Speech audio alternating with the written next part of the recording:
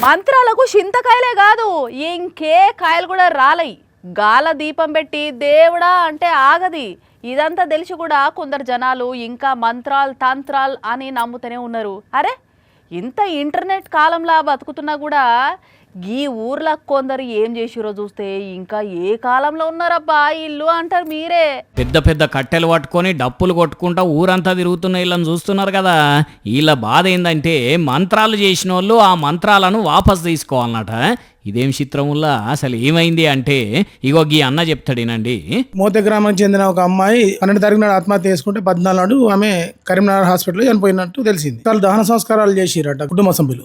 దహన సంస్కారాల లోపల సగమే బాడీ కాలిపోయింది. ఎవరో మంత్రాలు చేసినప్పటికీ ఇదంతా ఇట్లా జరిగిందనే చాటింపు దప్పు వేసారు. ఇది ఎక్కడి కథ అన్నా? మంత్రాలు చేస్తే పీనుగా సగం కాలుతుందా ఎక్కడన్నా? అది నిజమేనా?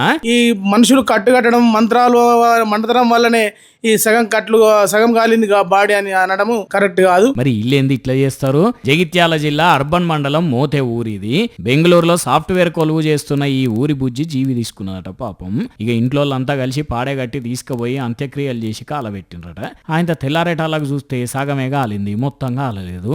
అస్థికలు కూడా ఎవరో తీసుకుపోయినట్టున్నదట. ఇక అంతే, ఎవరో మంత్రాలు చేయబట్టే ఇట్లా అయింది.